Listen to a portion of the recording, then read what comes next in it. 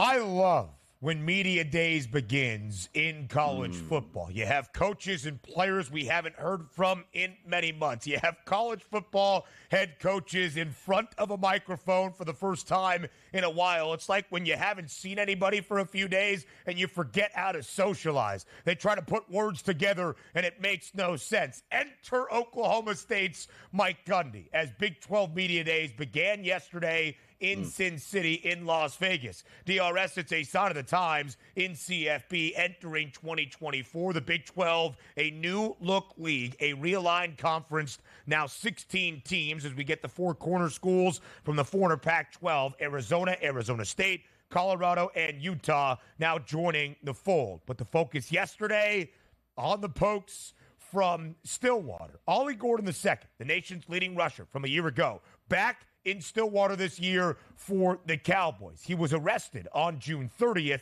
for a DUI, blew a .10, had multiple bottles of liquor in his car. There was some speculation. Would he be suspended? Would he miss any games for 2024? Here's what Gundy had to say in terms of that for his All-American running back yesterday. Quote, "I'm going to do what we think is best for Oklahoma State football, and I think it's best for Ollie to play. If there's any punishment, it's making him carry the ball 50 times in the first game." Bet the over on Ollie Gordon II's rushing yards prop, game number 1 for Oklahoma State.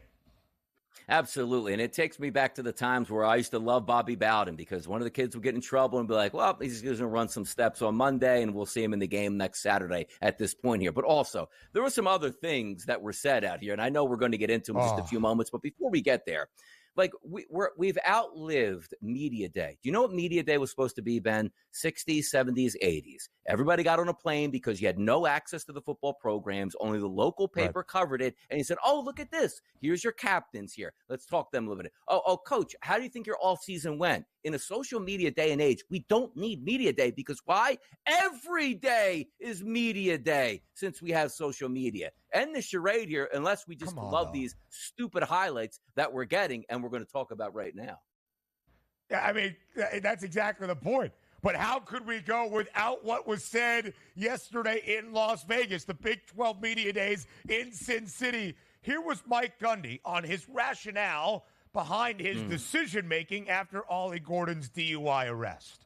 So I looked it up on my phone. What would be the legal limit? Like in Oklahoma is .08, and Ollie was .1. So I looked it up, and it was based on body weight.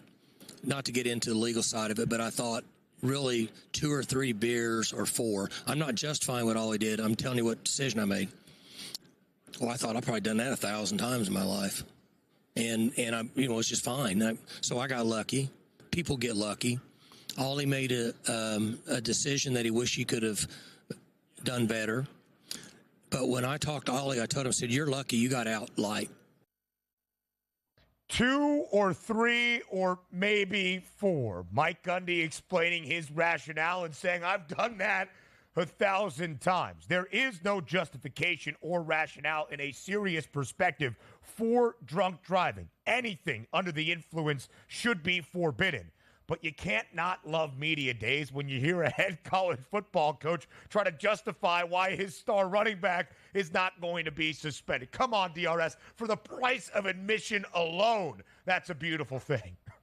It's such an unbelievable statement by him because I preface this by saying we've all been there before. We've all may have learned lessons if you've had a DUI in the past. I certainly haven't had that. But growing up, I've made some stupid decisions. And it's okay for a head coach to say, you know what? We've all made mistakes and we've learned from there. It's just wild for a coach to basically say, yeah, I go out every third day and get hammered and drive home. So we've all been, no, we haven't all been there before. Like you usually learn your lesson. I want to say this about Ollie Gordon. Sometimes it's great because he now knows right and wrong. Maybe I got away with it a time or two before I got caught. Now I know I can't do that anymore and it's wrong for me to do. I learned my lesson and thank goodness nobody, including myself, got hurt from that. But for your coach to basically say, you know what, it's not that big a deal. I've done it 1,000 times and maybe if his body weight was up 4 or 5 pounds, he wouldn't have actually, hit that limit here. It's what I don't even know what he was trying to rationalize. All he had to say was, my player made a mistake. We'll handle it internally. He's a great kid. I know he made a mistake. He's remorseful. He's going to do community service and nobody would have had an issue. But the fact that your coach was like,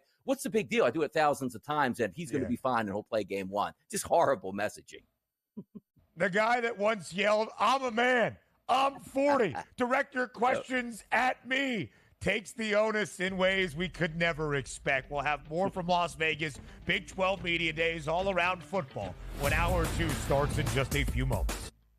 Welcome to Hour number 2. Talking season has begun in college football with Big 12 Media Days, starting the first of the 9 conference media days that we will see around the country this year at the FBS level in college football. A new landscape for CFB, but head coaches up to their old tricks anytime they step in front of a microphone. He is DRS, Donnie Rightside. I am Ben Stevens. We are here together for the next 2 hours up until 11 a.m. Eastern time on this Wednesday on the early line. Some football news to get through here. Plenty more around baseball. A quintuple header. That's 5 games in the WNBA on this Wednesday, starting bright and early, 11 a.m. Eastern time. We've got a matchup between the 2 top teams in the WNBA in Connecticut. The Sun hosts the Liberty, both teams at 17-4. What more could you want on a Wednesday afternoon?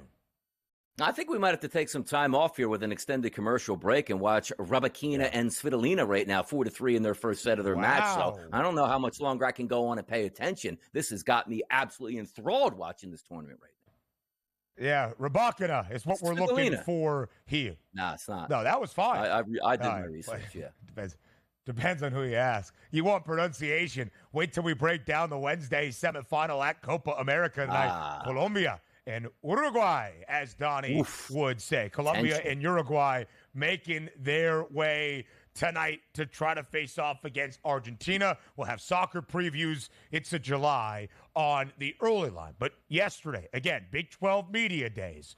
Mike Gundy was the star of the show for ways you probably don't want to be the star of the show, explaining his rationale behind not suspending his star running back, Ollie Gordon II, the nation's leading rusher a year ago, a unanimous preseason all Big 12 selection, the offensive player of the year who was arrested for DUI just about a week and a half ago on June 30th. Mike Gundy saying 2, 3, maybe 4 beers. I've done that 1,000 times.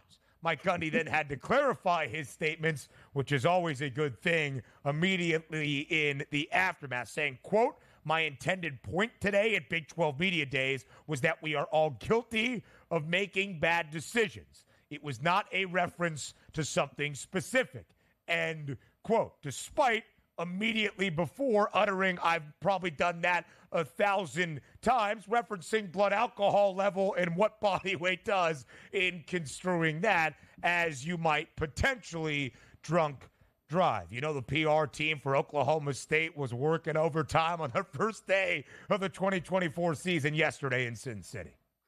Yeah, it's pretty crazy the way it goes over. But again, media day sort of outlived it. But I guess if we're just going to get nonsense from coaches talking about it. Also, I do remember some fun times. Was it Nick Saban and Jimbo Fisher going at it in SEC? You know, and by the way, I don't even think it's media day there. It's like media week for the SEC. We've had some pretty good stuff come out at that point. Yeah, exactly. We've had some stuff come out of that, which you can really sink your teeth into. So I guess in the month of July, when you're just grasping for stories, it's good to see that, you know, coaches get DUIs left and right. It's no big deal. My best player. And granted, it would have been one of those, like the Jimmy Johnson days back with the Dallas Cowboys. Hey, you know what? You fall asleep in my meeting, I'll cut you. Well, coach, what happens if it's Emmitt Smith? No, I'll probably just lightly wake him up and give him a cup of coffee and say, please, you know, are you enjoying yourself at this point? But again, if Ollie Gordon was a 6th-string running back that was a walk-on, we are not going to allow this in our program. We are gentlemen of this university, and we should act accordingly. But when you're a star player, you know you get that treatment.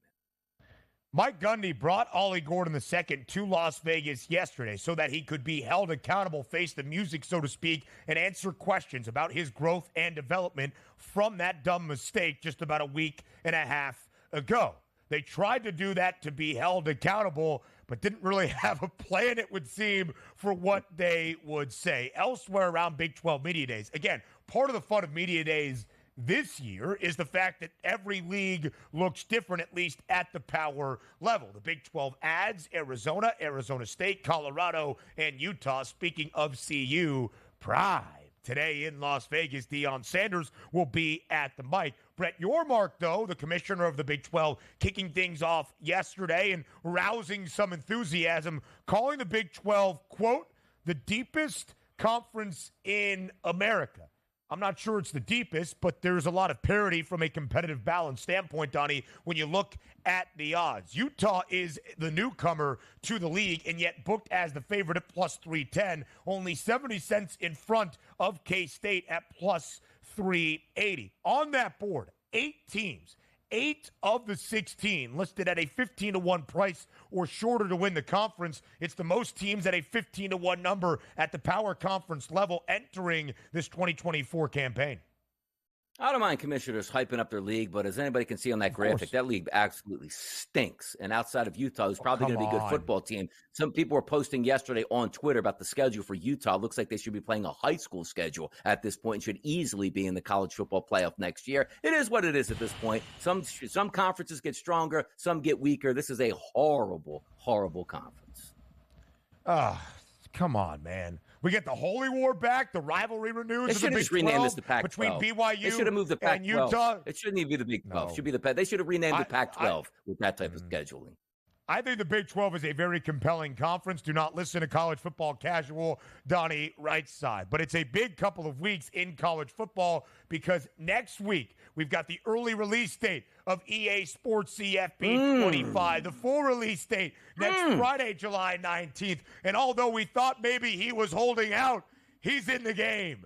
That's Arch Manning using his name and his prowess for a little bit of promotion yesterday with his uncle Eli in a commercial for EA Sports. Arch Manning has opted in. Donnie, you going to break out the sticks and start playing EA Sports College Football 25 next week? We used to love it back in the day. And by the way, NCAA Game Breaker was the game we loved in the 1990s there from, I believe it was EA Sports made that game. It was sensational. Like you're running like, Tommy Frazier out there running wild. It's a good game. So let's get back to the point. Yeah, let's get back to the point here right now. My guy. Arch Manning. Like I see through things right away. And it doesn't take me long to figure it out. Do you remember when we were thinking about this, like, you know what? It's interesting. Arch Manning hasn't opted in here to get his $600. And they said, you know what? He's focused on football. He's not focused on anything outside here. Let him focus on football at Texas. Only, again, I don't have any inside information, but I know what happened here. This was just his people reaching out to EA going, he's not signing this for $600. You are going to pay him more money. But instead, I have more sympathy for a player if he said, you know what? This is wild. He actually doesn't want the 600. He wants 50 grand. Like, you know what? I respect it. He's trying to get as much money as he can. But to play it off as we're not really worried about this because he's focused on football. No, he wasn't focused on football. He was focused on getting more money out of EA. Just admit it. We will all think more highly of Arch Manning as opposed to, he doesn't care about anything but on the field. Meanwhile, his team is maximizing his profit while they're saying that. Just come out and admit it. I'm not signing for 600. I think I'm a star. I want 50 G's. But you know what? I respect that. I hate the way they go about business now where he's not worried about the money until he's worried about the money, which he only was worried about the money. How about that? I look like Joe Lisi doing impressions here. Oh, you're telling me it was a marketing ploy all along to make $50K? Oh, my God, I am so shocked my heart could stop. No crap. Of course that is the case for somebody that just his name alone has the biggest star power in all of college football. We can live in reality and understand it. This year, by the way? Is he starting BWS? No. Is he starting this year? No. What are we doing here? He should be paying $50,000 to get in this game then. How about that? What's wrong with this world? I will say what I have said. If Arch Manning starts, as I said last year, if Arch Manning is the starting quarterback for Texas come the end of the season, that is bad for the Longhorns. That means Quinn Ewers has been struggling mightily. And for a team that made the college football playoff last year, in its first year in the SEC, booked with the second best price to win the conference title, if it is Arch Manning at a certain point and not due to injury, that is bad in Austin.